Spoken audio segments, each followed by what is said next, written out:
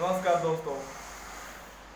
अ, एक आज थोड़ी सी हिस्ट्री के बारे में जानेंगे। इतिहास जो कि इतिहास ही नहीं है बल्कि एक बहुत बड़ा फैक्ट है, बहुत बड़ी लर्निंग पॉइंट है और बहुत बड़ा यह एक सीखने के लिए हमें लेसन मिलेगा कि हम इस लेसन से क्या सीख सकते हैं। रसिया एक ऐसी कंट्री है, रशिया और फ्रांस। इस कंट्री से हमारे देश में बहुत मात्रा में वेपन्स और जो भी न्यूक्लियस मिसाइल्स होते हैं उसको हम लोग क्या करते हैं, अर्निंग खरीदते हैं उसको। तो ये हम लोग का एक पॉइंट हो गया। लेकिन सबसे पहले हमें ये सोचना चाहिए कि जिस कंट्री से हम ये सब खरीद रहे हैं, क्या उस कंट्री के पास वो कौन सी चीज़ है जो हमारे देश के पास नहीं है, हम खुद नहीं बना पा रहे हैं। ये हम लोग का वीक पॉइंट है। तो जानने की प्रयास करेंगे कि रसिया की हिस्ट्री क्या है, फ्रांस की हिस्ट्री क्या है, इंडिया में उस चीज़ की वीकनेस क्या है। रसिया एक समय के ज़माने में यूनानी वहाँ के जो लोग थे, यूनानी धर्म को मानने वाले थे, वो बर्बर सभ्यता टाइप के लोग रहते थे। तो उनमें कुछ लोगों ने, कुछ ऐसे शासक हुए, जार हुए वहाँ का।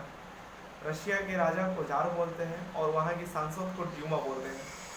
तो रशिया के जो राजा हुए, जैसे पीटर महान और कैथरीन, इन्होंने इसको इतना चेंज कर दिया, इतना चेंज कर दिया कि पीटर महान अपने देश को बदलने के लिए यूरोप में गया और यूरोप में ज़्यादा दिन तक रहा।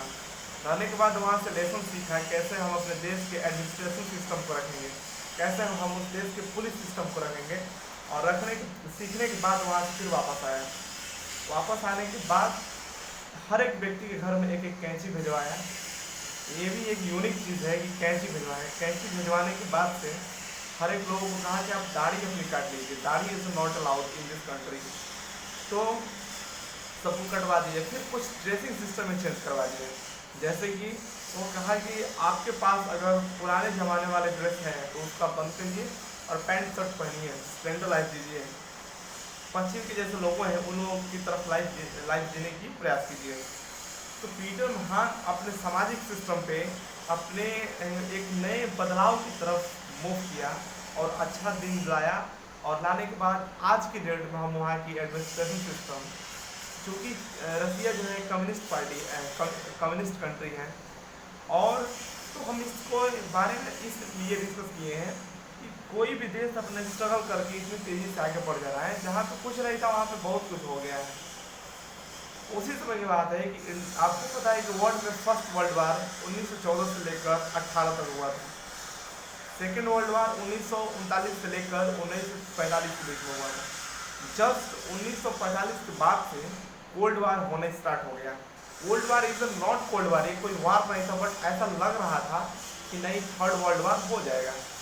कोल्ड वार में 3 तरह की डिवाइडेड हो गए थे।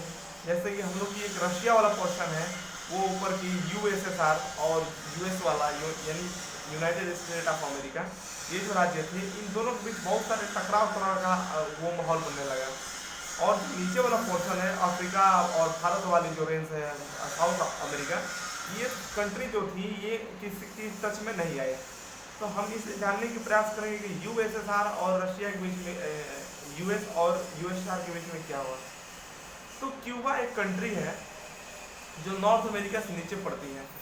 क्यूबा बहुत दिनों से पहले, बहुत सालों तक वो क्या था कि वहाँ पे स्पेन का स्पेनिश वहाँ पे रहते थे, गुलाम बनाए हुए थे।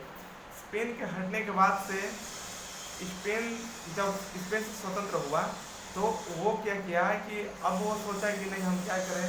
तो अमेरिका जो था, अमेरिका वहाँ के हर एक चीज़ों को ऑब्जर्व करता था। जैसे कि वहाँ की माइनिंग्स जो होती थी, वहाँ पे अपना मिसाइल्स बनाना, मैंने बहुत तरह के उस स्पेस का यूज़ किया, उस जगह के क्यूबा कंट्री का यूज़ किया।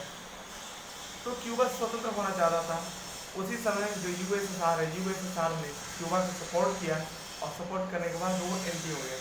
तो ऐसा लगा कि वर्ल्ड वार छिड़ जाएगा, थर्ड वर्ल्ड वार। माहौल तो कम्प्लीटली बन गया था।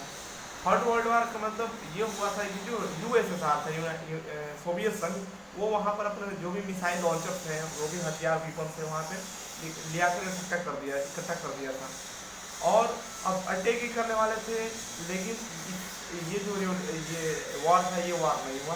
इसे ही हम कोल्ड वार कहते हैं। ठीक है, कोल्ड वार क्या ही परिभाषा है।